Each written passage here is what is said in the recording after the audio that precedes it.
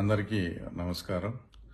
తర్వాత ముఖ్యంగా ఈరోజు ఒక వార్తాపత్రికలో పులివెందుల మార్కెట్ కమిటీ గురించి అందులో జరిగిన ఉద్యోగ నియామకాల గురించి ఒక వార్త రావడంతో నేను ఇలా స్పందించాల్సి వస్తుంది. నాకు ఆ రోజు బాగా గుర్తుంది.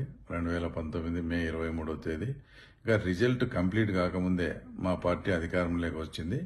మీరు తక్షణం ఉద్యోగాల నుంచి తొలగించబడండి అని చెప్తూ, అయ్యా మా కుటుంబాలు ఉన్నాయి, మాకు భార్య పిల్లలు ఉన్నారు, మాకు కొంత వ్యవధి ఇవ్వండి, ఆ లోపల ఏదో ఒకటి ఉపాధి చూసుకొని మేము వెళ్ళిపోతామన్నా కూడా వినకుండా ఆ రోజు జగన్ పార్టీ అధికారంలోకి వస్తానే అంత అర్థాంతరంగా వాళ్ళ ఉద్యోగాలన్నీ తీసేసినారు. ఇప్పుడు వాళ్ళు మళ్ళీ తెలుగుదేశం పార్టీ అధికారంలోకి వచ్చింది కదా, ఆ రోజు మాకు తీసేసిన ఉద్యోగాలు ఏమన్నా మాకు ఇప్పించగలరా అని మా నాయకులను సంప్రదిస్తే వాళ్ళు దాంట్లో సాధ్యాసాధ్యాల గురించి దాంట్లో ఏదన్నా ఉందని వాళ్ళు ప్రయత్నం చేయడం జరుగుతోంది. దాన్ని అడ్డు పెట్టుకుని ఆ ఉద్యోగాలను కానీ తీసేస్తే మేము మార్కెట్ కమిటీ ఎదుట ధర్నా చేస్తామని అవినాష్ రెడ్డి మాట్లాడుతూ ఉండడం అసలు దయ్యాలు వేదాలు వల్లించినట్లుంది.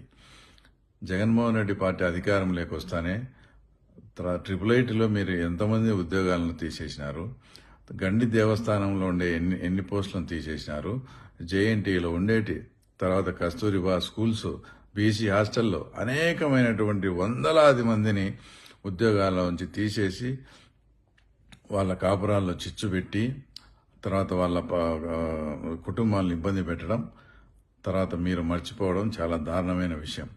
అలా ధర్నా చేయాల్సి వస్తే ఆ వందలాది మంది కుటుంబ సభ్యులందరినీ వేసుకుని మీ ఇంటి ముందర ధర్నా చేయాల్సిన ఆవశ్యకత అయితే తప్పకుండా ఉంది. పోనీ ఇప్పుడు మీ ఉద్యోగాలన్నీ మీరు అట్లే పెట్టుకోండి. ఆ రోజు మా తీసేసినారు, ఏదైతే 12 మందిని తీసేసినారు కదా, ఆ 13 మందికి భారతీయ సిమెంట్స్లో ఈరోజు మీరు ఉద్యోగాలు ఇస్తారా?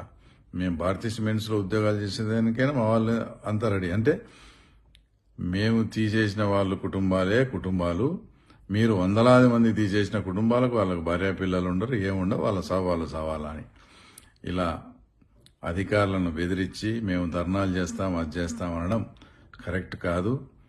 నీకేమన్నా నీ మీద ఉండే ఇప్పటికే వివేకానంద రెడ్డి కేసులు అయ్యి సాలేదనుకుంటే నువ్వు నిరభ్యంతరంగా ధర్నా చేసుకోవచ్చు. ఎందుకంటే ఈ 5 ఏళ్ళు చాలా ప్రశాంతంగా బతికినారు. మీరు ఏం చేసినా కూడా మీ మీద కేసులు లేకుండా ఇప్పుడు వాటికి తోడు ఈ కేసులు కూడా తోడైతాయి. కాబట్టి అధికారులందరికీ నేను ఒకటే చెప్తా ఉండా, మీరు నిజాయితీగా ఉండి మీరు ఏ తప్పు చేయకుంటే ఎవరికి భయపడాల్సిన పని లేదు, ఏ పొలిటీషియన్స్కు భయపడాల్సిన పని లేదు. మీ డ్యూటీ మీరు సక్రమంగా చేయండి. మీకు రూల్ పొజిషన్ ఎలా ఉంటే అలా చేయండి. మిమ్మల్ని ఎవరైనా బ్లాక్మెయిల్ చేసినా, భయపెట్టినా, ఇబ్బంది పెట్టినా మీకు తప్పకుండా నేను అండగా ఉంటా అని కూడా ఆ తర్వాత మీకు చెప్తా ఉన్నా.